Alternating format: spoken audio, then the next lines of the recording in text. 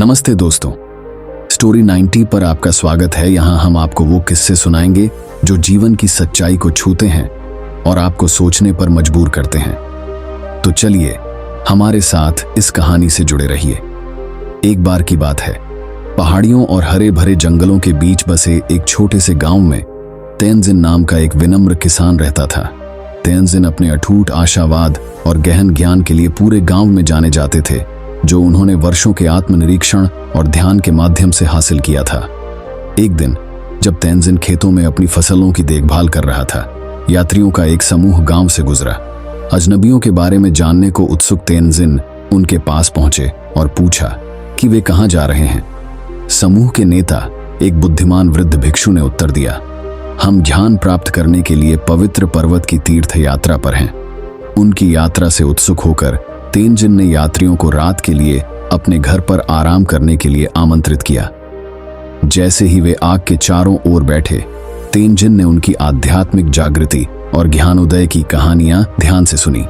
उनकी कहानियों से प्रेरित होकर उन्होंने भिक्षु से पूछा, मुझे भी आत्मज्ञान कैसे मिल सकता है? भिक्षु ने धीरे से मुस्कुराते हुए कहा, आत्मज्ञान दूर के पहाड़ों या पवित्र मंदिरों में नहीं, बल्कि स्वयं के भीतर पाया जाता है। यह आत्मखोज और आंतरिक शांति की यात्रा है। फिर उन्होंने तेंजिन को एक कहानी सुनाई। एक बार एक धनी व्यापारी था जिसने सच्ची खुशी का रहस्य खोजा था। उसने दूर दूर तक यात्रा की, संतों और विद्वानों से ज्ञान मांगा, लेकिन कोई फायदा नहीं हुआ। एक दिन वह नदी के किनारे ध्यान कर रहे एक विनम्र भिक्षु के पास आया। वह चकित रह गया।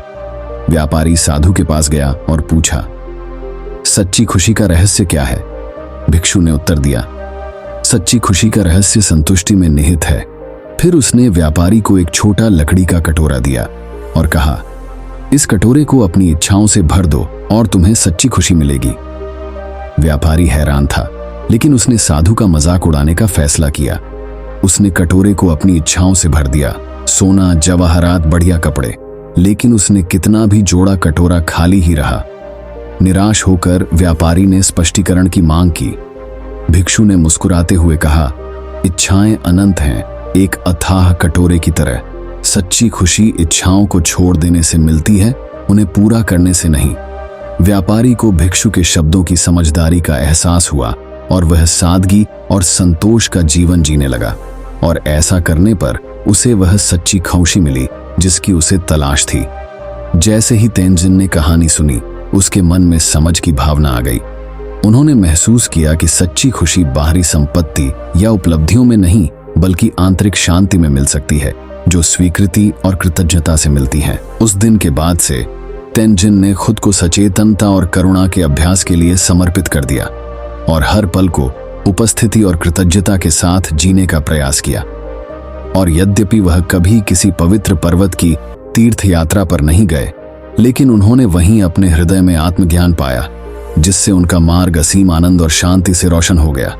जैसे जैसे तेंजिन भिक्षु की शिक्षाओं और सचेतनता के अभ्यास में गहराई से उतरते गए, उन्हें अपने भीतर और अपने आसपास की दुनिया के साथ अपनी बातचीत में गहरा बदलाव नजर आने लगा। उन्होंने स्वयं को प्रत्येक कार्य को उद्देश्य और स्पष्टता की भावना के साथ पूरा करते हुए पाया। अब वे अंतहीन इच्छाओं के बोझ से दबे हुए नहीं थे। हर गुजरते दिन के साथ तेंजिन के खेत फलते फूलते रहे और उनकी फसलें भरपूर उपज देने लगीं। लेकिन भौतिक प्रचुरता से अधिक तेंजिन ने आत्मा की समृद्धि की खोज की, जिसने उसके दिल को खुशी और संतुष्टि से भर दिया। एक दिन जब तेंजिन एक ऊंचे पेड़ की छाया के नीचे बैठा था, एक थका हुआ यात्री उसके खेत में पहुंच गया। अपनी यात्रा से थके हुए यात्री ने आश्रय और जीविका की तलाश की। बिना किसी हिचकिचाहट के तेंजिन ने उस अजनबी का अपने घर में स्वागत किया और उसे भोजन और आश्रय की पेशकश की। जब वे एक साथ बैठे, कहानियां और हंसी साझा कर रहे थे, तो यात्री को तेंजिन के सरल लेकिन पूर्ण जीवन पर आश्चर्य हुआ। उन्होंने पूछा, ऐसा कैसे है कि आप इतने कम लोगों से घिरे हुए भी इतने संतुष्ट दिखते हैं? तेंजिन ने गर्मजोशी से मुस्कुराते हुए उत्तर दिया, सच्चा धन संपत्ति की प्रचुरता से नहीं, बल्कि हृदय की समृद्धि से मापा जाता है। सावधानी और कृतज्ञता के माध्यम से मैंने जीवन की सरल खुशियों में पूर्णता पाई है। तेंजिन की बुद्धिमत्ता से प्रेरित होकर यात्री आत्मखोज की अपनी यात्रा पर निकल पड़ा और अपने साथ वह संतोष और करुणा का सबक ले गया जो उसने विनम्र किसान से सीखा था। मौसम बीतते गए और तेंजिन की प्रतिष्ठा उसके गांव की सीमाओं से बहुत आगे तक फैल गई।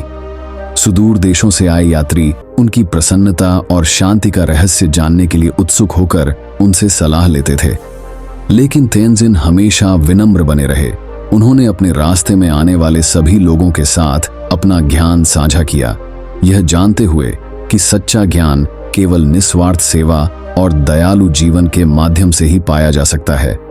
और इसलिए विनम्र किसान तेंजिन की कहानी किंवदंती बन गई, जिसने पीढ़ियों को दूर के पहाड़ों या पवित्र मंदिरों में नहीं बल्कि रोजमर्रा की जिंदगी के सरल क्षणों में ज्ञान प्राप्त करने के लिए प्रेरित किया, क्योंकि इन्हीं क्षणों में खुशी और संतुष्टि का असली सार पाया जा सकता है, जिसे उन लोगों द्वारा खोजा जा सकता है जिनके पास देखने के लिए आंखें और महसूस करने के लिए दिल है। जैसे जैसे तेंजिन की प्रतिष्ठा फैलती गई, जीवन के सभी क्षेत्रों के लोगों ने उनसे मार्गदर्शन मांगा। कठिनाइयों का सामना करने वाले ग्रामीणों से लेकर आध्यात्मिक मार्गदर्शन की तलाश में भटकने वाले भिक्षुओं तक, उन सभी को तेंजिन के शब्दों में सांत्वना और ज्ञान मिला। एक दिन दूर शहर से एक अमीर व्यापारी तेंजिन के दरवाजे पर आया। व्यापारी अपनी संपत्ति के भार और धन की निरंतर खोज के बोझ से दबा हुआ था, फिर भी उससे अपनी आत्मा में एक गहरा खालीपन महसूस हो रहा था।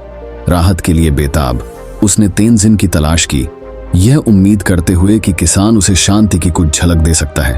तेंजिन ने खुली बाहों से व्यापारी का स्वागत किया और जब व्यापारी ने अपनी परेशानियां बताईं तो उसने धैर्यपूर्वक उसकी बात सुनी।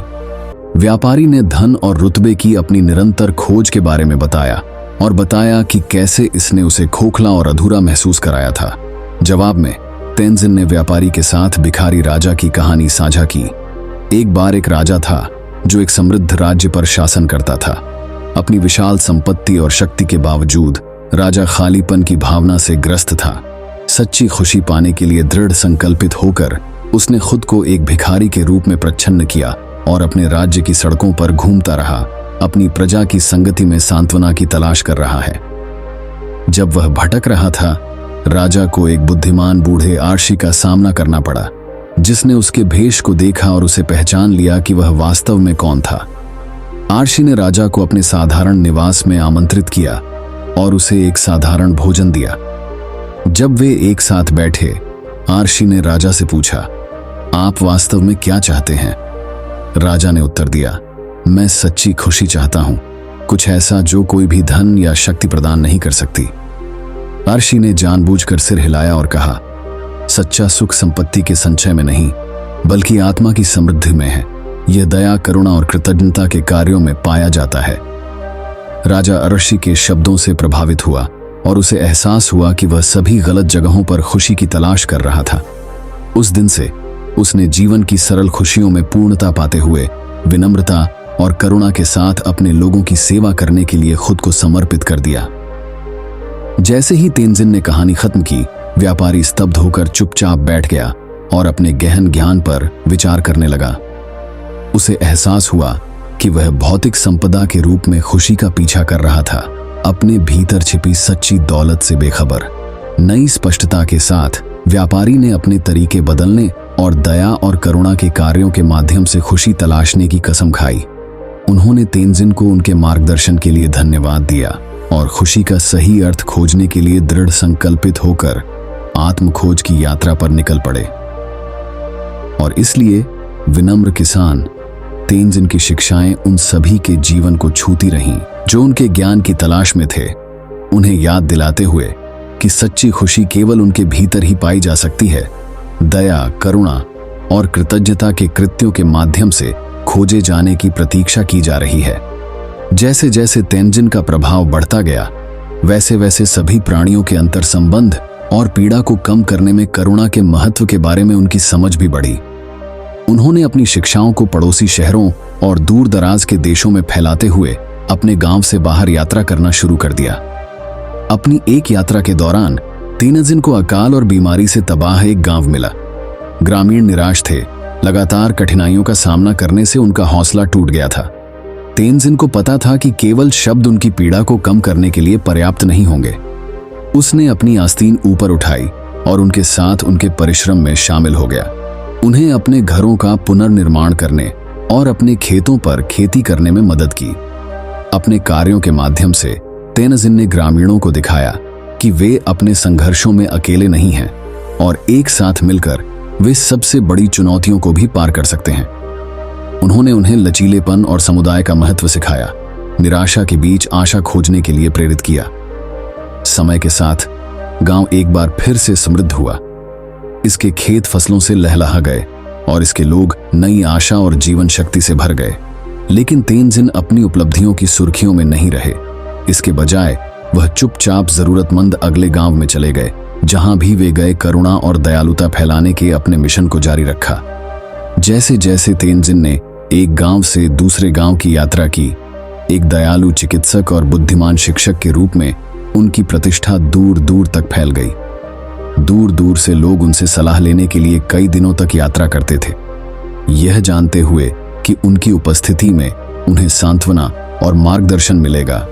लेकिन आराधना और प्रशंसा के बीच तेनजिन अपनी विनम्रता पर कायम रहे और हमेशा दूसरों को याद दिलाते रहे कि सच्चा ज्ञान शिक्षक के शब्दों में नहीं बल्कि दिल के कार्यों में निहित है। और इसीलिए तेनजिन की विरासत जीवित रही, न केवल उनके असाधारण कार्यों के बारे में बताई गई कहानियों में, बल्कि उन अनगिनत जिंदगियों में भी जिन्हें उन्होंने अपनी असीम करुणा और अटूट दयालुता से छुआ। पीड़ा और संघर्ष से भरी दुनिया में तेनजिन का उदाहरण आशा की किरण के रूप में कार्य करता है, जो उनके रास्ते में आने वाले सभी लोगों को याद दिलाता है कि सबसे अंधेरे समय में भी करुणा की रोशनी कभी नहीं बुझ सकती। दोस्तों, हमें उम्मीद है कि आपको हमारी वीडियो बहुत पसंद आई होगी। अगर वीडियो पसंद आई हो तो वीडियो को लाइक और एक मित्र के साथ शेयर जरूर करें और ऐसे ही ज्ञानवर्धक वीडियो देखने के लिए हमारे चैनल से जुड़े। धन्यवाद। नमो बुद्धाय।